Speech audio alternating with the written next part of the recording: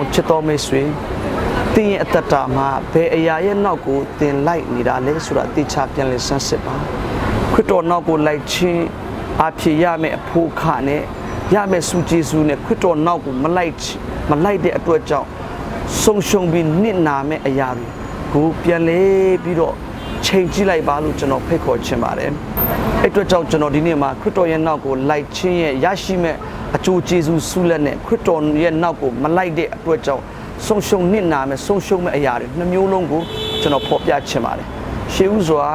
ခရစ်တော်ရဲ့နောက်ကိုလိုက်ခြင်းအဖြစ်ဘာတွေရမလဲဘုရားဘာဂရုတော်တွေရှိတယ်ဆိုတာကိုကျွန်တော်တို့အတူတူကလေ့လာကြရအောင်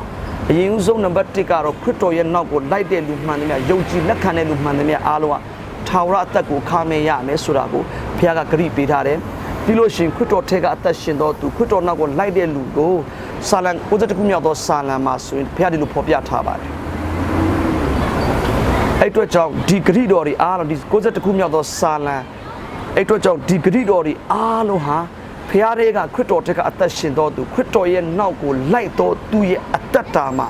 ထိုကဲ့သို့ဘုရားကပြည့်စုံစေမယ်ပေးမယ်လို့ဘုရားပေးထားတဲ့ဂရိတော်တွေပဲဖြစ်တယ်ဒါကြောင့်ခရစ်တော်ရဲ့နောက်ကိုမလိုက်ဘူးဆိုလို့ရှိရင်နံပါတ်1ထာဝရအသက်ကိုဆုံးရှုံးမယ်ပြီးရင်စောနာကျွန်တော်ဖတ်ခဲ့တဲ့စာလံ61ခုမြောက်တဲ့ကအရာတွေအားလုံးကိုလည်းဆုံးရှုံးမှာဖြစ်ပါတယ်အဲ့အတွက်ကြောင့်တင်းရဲ့အသက်တာမှာခရစ်တော်ရဲ့နောက်ကိုတင်မလိုက်ဘဲနဲ့ခရစ်ယေစီကြောင်းနောက်ကိုလားဒါမှမဟုတ်အပျော်ပါးနောက်ကိုလားလူတွေသွားတဲ့အတိုင်းလူတွေအသက်ရှင်တဲ့အတိုင်းအင်တာနက်ရဲ့နောက်တွေကိုအဲ့လိုမျိုးခဏတာ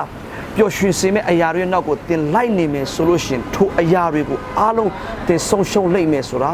ကျွန်တော်နှုတ်ကပတ်တော်နဲ့ဖော်ပြချင်ပါတယ်